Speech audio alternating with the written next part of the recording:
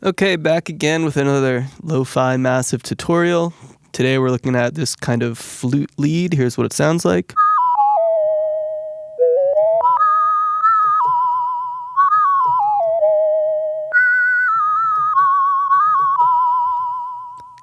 Kind of a nice, fun vibe there. So it's a very simple patch. There's really not much going on, only one oscillator, and it's a sine wave. Sine waves are the simplest. It's just a fundamental. It's one pure tone. But we're doing some interesting things to add a little grit, give it some vibe and texture. So most of this is coming from the filters and how we set the resonances and the relationship to the cutoff. And then we get a small amount here from the phase modulation that's going on. I've talked about this a bit before, but essentially, and I'm not sure if this is 100% what is happening here, but if you think of phase, there's two waves. You have two sine waves in this case, and we're changing the phase, as in we're sort of moving one a little bit to the left or a little bit to the right, and this causes them to interfere with each other, and you get some interesting results. There's different things that cancel out, some things combine together to get you different harmonics. So what I'm doing here, this is very slightly engaged. You can't really see it too well, but it's only about 3 to 5%, I'd say. And then I've pitched this down, this second phase down, 19 semitones, which is giving us a nice sort of harmony here. So I'm going to exaggerate this so we can hear what's going on.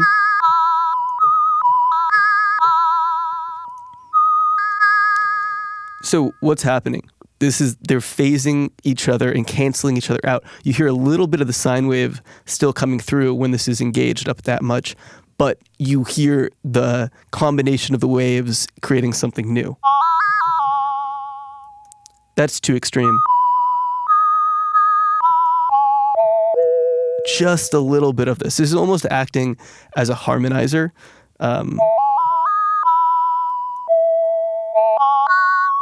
Too much?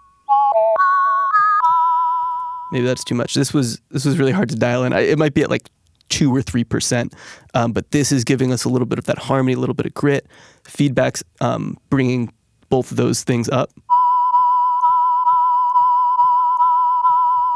Changing the tonality of things, feeding everything back into itself. And then so up here, the resonance and cutoff relationships.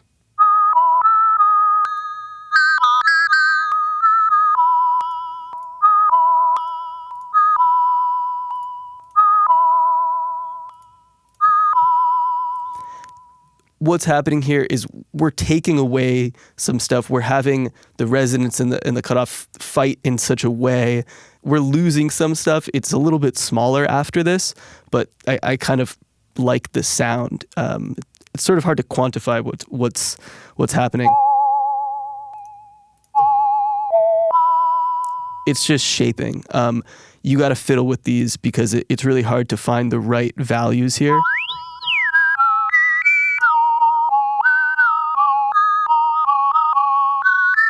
You see that we're getting another tonality because the resonance and cutoff are coming together to form a very sharp spike, right, that we're hearing. So I've sort of fine-tuned these to get what I like. You got to experiment, but it's a bit of a battle. And the other thing that I'm doing here is modulating the depth of the vibrato by velocity. So the harder I hit, the more depth there is, meaning the more difference in pitch up and down that I'm getting. So soft. A little harder. Max hard, soft. You hear it's more pure. So it just adds some nice variation.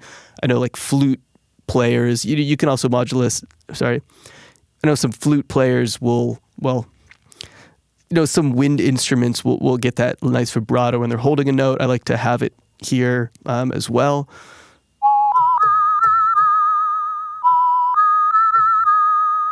It lets you just emphasize notes in a way that I quite enjoy. I'm running in mono, so that's important. Triller, sorry. This, I forget the exact settings, but basically it has to do with how it jumps from note to note and the behavior of it. So it's gliding between them.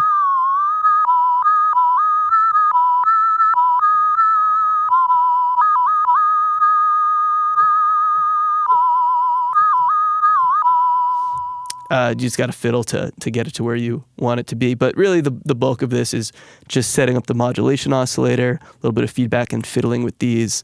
And then I have, this is pretty minor. I just have a quarter note delay as well as an eighth note delay, and they are really maybe 8 to 10% each, probably less, just to give a little bit of decay. Let's see if we can hear the difference with it on.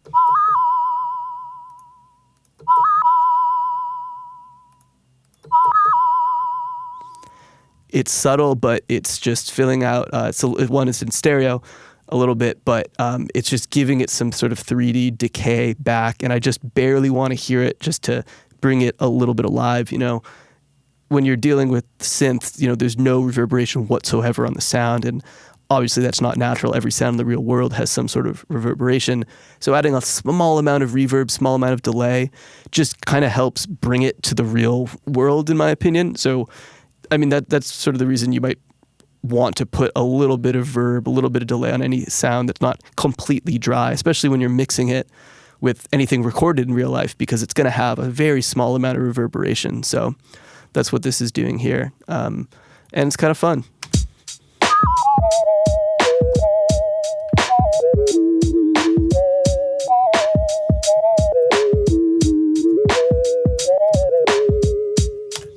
Okay, thanks for coming by.